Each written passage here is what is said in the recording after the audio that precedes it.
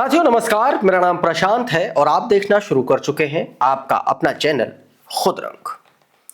Bulldozer को हिंदू मुसलमान का एक तरीके से पर्याय बना दिया गया है। भारतीय जनता पार्टी की सरकारों में जैसे ही किसी मुस्लिम शख्स का नाम किसी आपराधिक कृत्य में आता है, पाया जाता है, वैसे ही उसका घर बुलडोज कर दिया जाता है। लेकिन एक ऐसी खबर निकल के सामने आई जिससे अदालत ने ऐसा जबरदस्त तरीके से झटका दिया है भारतीय जनता पार्टी की सरकार और ऐसे अधिकारियों को जो किसी भी बात पर बुलडोजर लेके चल देते हैं। आज मैं उस खबर के बारे में बताने जा रहा हूं। दरअसल एक मुस्लिम शख्स किसी आपराधिक कृत्य में शामिल पाया गया और उसके बाद ले गए बुलडोजर, उसका घर ढहा दिया। दोस्तों, हाईकोर्ट ने बुरी तरीके से लताड़ते हुए कहा कि अब इनका घर बना करके दो। जबरदस्त तरीके से लताड़ लगी है। पूरा मामला मैं अभी आपको समझाऊंगा, आपको बताऊंगा कि कैसे भारतीय जनता पार्टी से लोग इतना उकता चुके हैं कि अपने अपने मोहल्लों से, अपने गांव से लोगों को खदेड़ रहे हैं, भगा रहे हैं। वोट मांगने पहुंचे भारतीय जनता पार्टी के नेताओं को कैसे लोगों ने दुत्कार करके भगाया, वो तस्वीरें भी मैं आपको दिखलाने की कोशिश करूंगा। और इसके अलावा दंगा रचने वाले दोस्तों 4 हिंदुओं को पुलिस ने सबक सिखाया और उनको फौरन जेल भेजा है। बारात निकाली है बाकायदा। अभी वो तस्वीरें भी मैं आपको दिखलाने की कोशिश करूंगा। और साथ में उत्तराखंड से एक खबर है। उत्तराखंड में हिंदू मुसलमान फैलाने के लिए पुष्कर सिंह धामी की सरकार के कुछ चिंटुओं द्वारा एक प्रेस कॉन्फ्रेंस का आयोजन किया गया, जिसमें एक प्रोपेगेंडा निकाला गया कि कांग्रेस की सरकार आएगी तो उत्तराखंड में मुस्लिम यूनिवर्सिटी बना देगी। अब उस पर कुछ जागरूक पत्रकारों ने ऐसा उस नफरती चिंटू को लताड़ा है कि वो जिसने प्रेस कॉन्फ्रेंस बुलाई थी उसको भागते नहीं बना। इसके अलावा और भी बहुत सारी खबरें हैं। कैसे एप्स्टीन फाइल में नाम आने के बाद एक पूर्व प्रधानमंत्री को फौरन गिरफ्तार करके जेल भेजा गया, वो खबर भी मैं आपको दिखाऊंगा। लेकिन सबसे पहले जरा इस खबर को देखें। न्यूज 24 की खबर है। नगर निगम फहीम के घर का पुनर्निर्माण करेगा, बॉम्बे हाईकोर्ट की यह टिप्पणी है। दरअसल पूरा मामला क्या है ये मैं आपको बता देता हूं। बॉम्बे हाईकोर्ट के नागपुर ने जो है नागपुर नगर निगम को नागपुर दंगों के मुख्य आरोपी फहीम खान के घर को गिराए जाने पर जबरदस्त तरीके से फटकार लगाई है। कहा है कि क्या नगर निगम जो है मुख्य आरोपी फहीम खान के घर का पुनर्निर्माण करेगा या मुआवजा देगा। यह भी कहा है कि सुप्रीम कोर्ट की जो निर्धारित प्रक्रिया है, कथित तौर पर अनधिकृत ढांचे को ढहाने से पहले पूर्व सूचना जारी करने का पालन नहीं किया गया। कुछ भी ऐसे तैसे आए बाएं साए चल रहा है, गए और ढहा दिया। और इसमें दोस्तों जबरदस्त तरीके से बॉम्बे हाईकोर्ट ने फटकार लगाई है और सीधे तौर पर आप कह लीजिए कि निर्देशित किया, पूछा है कि या तो मुआवजा दो, घर गिराया है, या फिर पूरा घर बनवा करके दो। वैसे ही दोस्तों मैं आपको बताऊं, औरंगजेब के मकबरे से संबंधित यह पूरा का पूरा मामला था जो बीते साल जबरदस्त चर्चा का विषय बना हुआ था। भड़काऊ टिप्पणियों के मामले में ऐसा दावा किया जा रहा है कि उनको जो है गिरफ्तार किया गया था और फहीम खान को गिरफ्तार करने पर और उसके घर को गिराने को लेकर के बॉम्बे हाईकोर्ट ने बुरी तरीके से नगर निगम को, उनके अधिकारियों को फटकार लगाई और सीधे तौर पर कहा कि इनका घर बना करके दो। ये बॉम्बे हाईकोर्ट की ये टिप्पणी, इसको आप इलाहाबाद हाईकोर्ट की भी उस टिप्पणी से जोड़ करके देख सकते हैं, जिसमें बीते दिनों इलाहाबाद हाईकोर्ट ने यह कहा था कि बुलडोजर का जो इस्तेमाल हो रहा है वो सीधे तौर पर गलत इस्तेमाल हो रहा है। वो सुप्रीम कोर्ट की जो गाइडलाइन जारी की गई थी, तत्कालीन चीफ जस्टिस BR गवई ने बाकायदा 15-20 पॉइंट का वो गाइडलाइन जारी की थी, जो तय नियमावली थी उसके तहत बुलडोजर की प्रक्रिया होनी थी।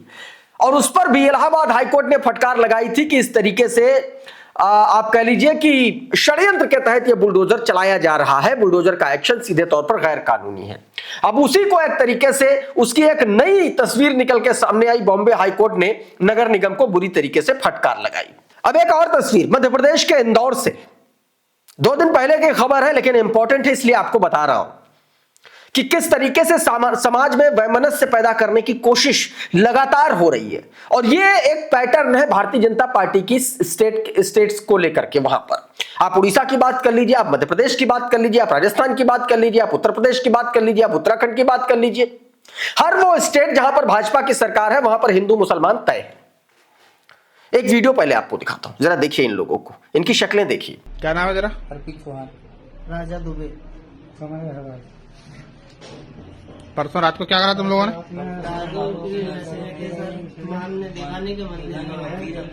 बाथरूम कर ली थी।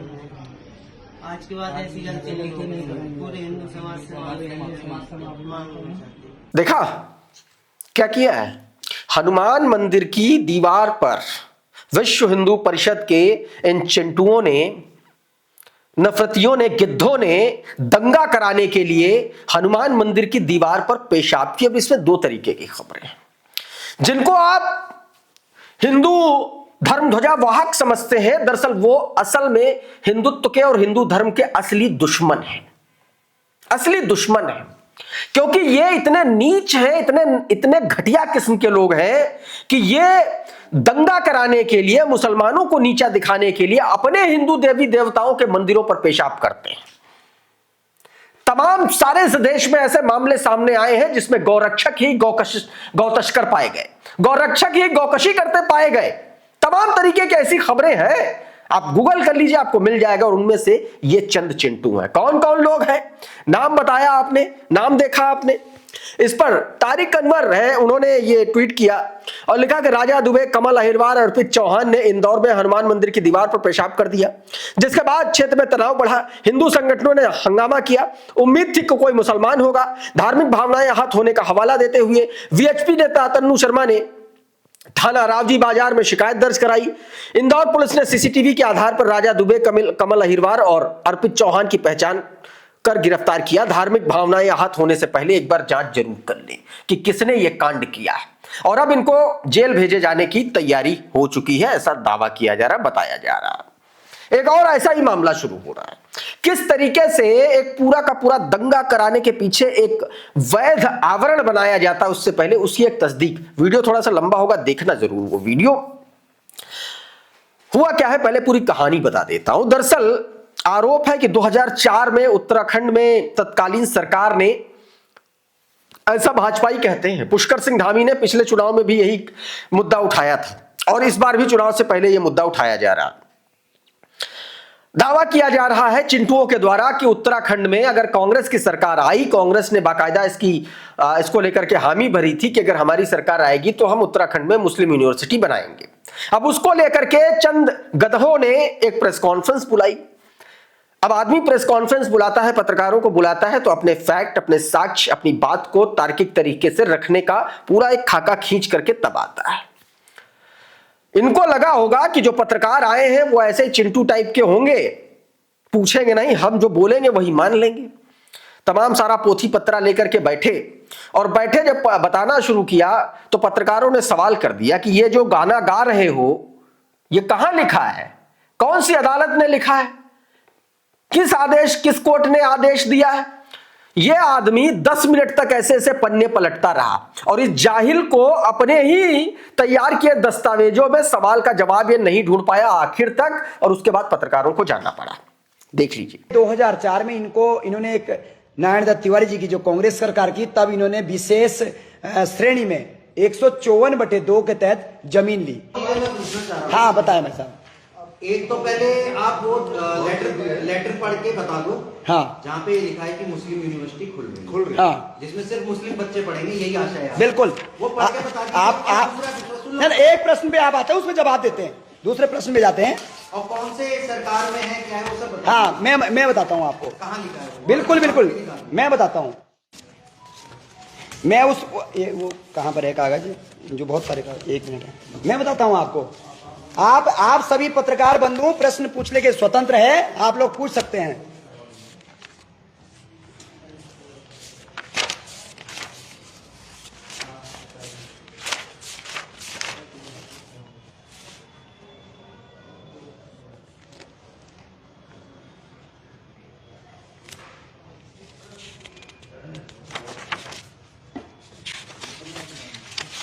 थोड़ा सा समय दीजिए। मैंने खुद इसको कौन बनेगा करोड़पति थोड़ी खेल रहे हैं। बिल्कुल।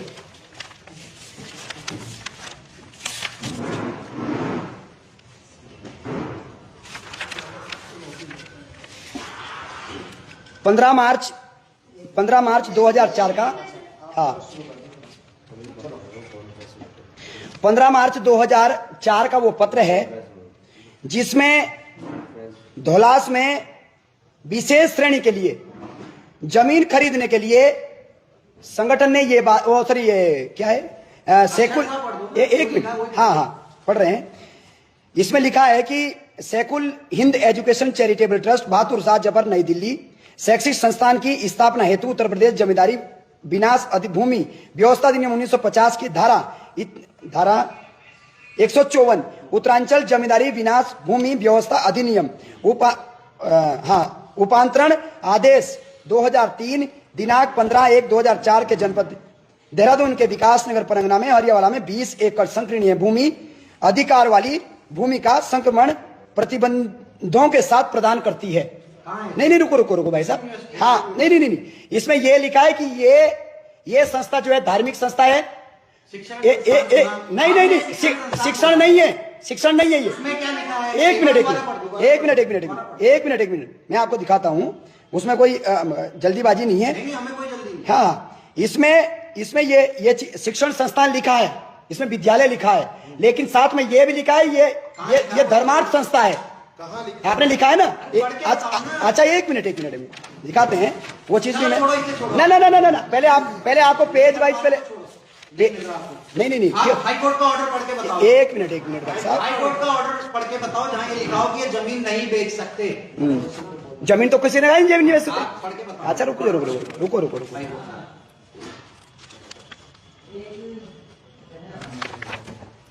मैं पहले आपको वो प्रश्न, हाँ एक मिनट।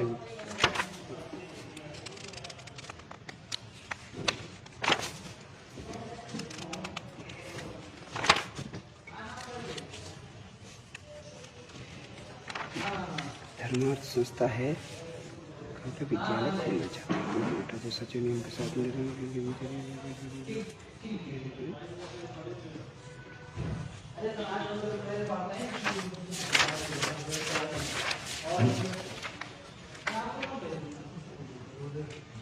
इसी में है समय देना।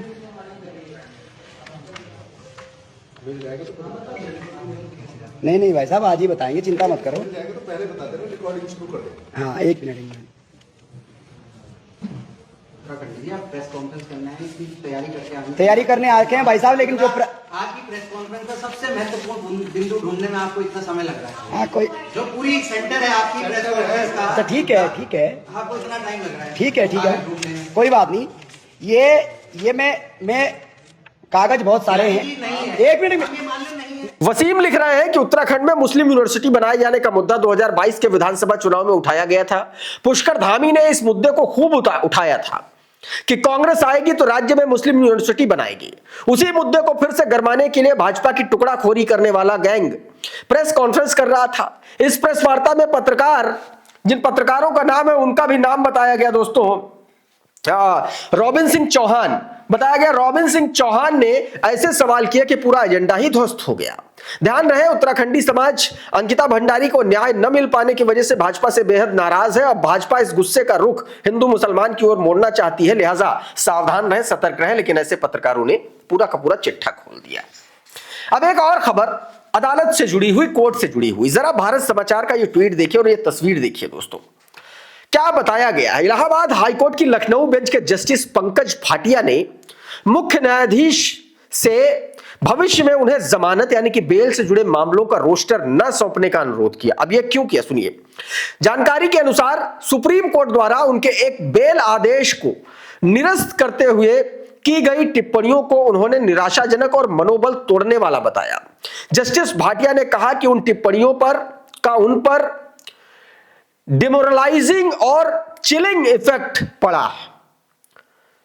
अब जस्टिस पंकज भाटिया ने कोई एक आदेश दिया होगा जमानत, और उसके बाद उनके आदेश को रद्द किया गया और इलाहाबाद माननीय सुप्रीम कोर्ट ने बाकायदा कड़ी टिप्पणी की थी। अब इस पर आहत है जज साहब और उन्होंने कहा है कि इसका ये जो आदेश था, वो जो टिप्पणी थी उनके लिए डिमोरलाइजिंग थी और इसीलिए उन्होंने ये अनुरोध किया है कि अब उनको बेल से जुड़े हुए मामलों को ना देखा जाए। ये बात उधर उत्तर प्रदेश में एसआईआर को लेकर के माननीय सर्वोच्च न्यायालय ने ज्ञानेश कुमार गुप्ता को, उनके जो सहकर्मी हैं, उनके जो गैंग के लोग हैं, माफ कीजिएगा, उनके जो दफ्तर के लोग हैं, उनके जो लोग हैं मतलब चुनाव आयोग के, उन पर सीधे तौर पर एसआईआर की गड़बड़ी को लेकर के आदेश दे दिया और कहा है कि जो फॉर्म 7 का दुरुपयोग हो रहा है उस पर अदालत सुनवाई करेगी। और यह पूरा का पूरा गेम हुआ माननीय सर्वोच्च न्यायालय के चीफ जस्टिस ऑफ इंडिया की बेंच में, जस्टिस सूर्यकांत की बेंच में। जरा प्रभाकर कुमार मिश्रा का ट्वीट देखिए। उत्तर प्रदेश में भी एसआईआर की गड़बड़ी की शिकायत एक वकील ने सीजीआई सूर्यकांत की बेंच के सामने राज्य में फॉर्म 7 के दुरुपयोग का आरोप लगाते हुए कहा कि मतदाता सूची में मतदाताओं के जो वोट है वो काटे जा रहे हैं। सीजीआई ने जल्दी सुनवाई का भरोसा दिया है। फॉर्म 7 के जरिए विधानसभा क्षेत्र का मतदाता किसी दूसरे मतदाता के नाम जोड़े जाने पर आपत्ति दाखिल कर सकता है। आरोप है कि राज्य में बीजेपी नेताओं के कहने पर फॉर्म 7 का दुरुपयोग करके बड़े पैमाने पर मुसलमानों के नाम जो है वो काटे जा रहे हैं। और अब एक और वीडियो आपको दिखा देता हूं।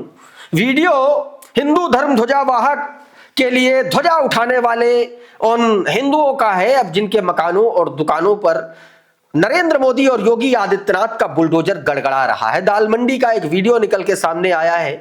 नेहा सिंह राठौर ने ये वीडियो ट्वीट किया है। देखिए जरा पहले ये वीडियो और उसके बाद नेहा ने क्या कहा है वो भी आपको दिखाऊंगा। पहले इसको देखिए। यही निवेदन करूंगा, भैया कुछ हम लोगों की रोजी रोटी की व्यवस्था कर दो। बहुत परेशान है। सोच के औरत की तबीयत खराब हुई, कह रही क्या करेंगे। 18 साल की लड़की है, 14 साल का लड़का है, उसको भी विकलांग हो गया, समझ लो उसका पैर खराब हो गया है, टिटनेस हो गई थी। जैसे तैसे उसको जिंदा किए हुए हैं भाई। सरकार से हम निवेदन करते हैं कोई उपाय बता दे। अब नेहा ने ये वीडियो ट्वीट करते हुए तंज कसा कि रोइए मत सर, शेर पालेंगे तो खून तो पिलाना ही पड़ेगा। शेर के विकास में, देश के विकास में बाधक मत बनिए, बुलडोजर को रास्ता दीजिए। और दाल मंडी में हजार मकानों को ध्वस्त कर दिया गया है। इस वीडियो में बहरहाल इतना ही। बहुत बहुत शुक्रिया, बहुत बहुत धन्यवाद। आप जुड़े रहिए आपके अपने चैनल खुदरंग के साथ। नमस्कार।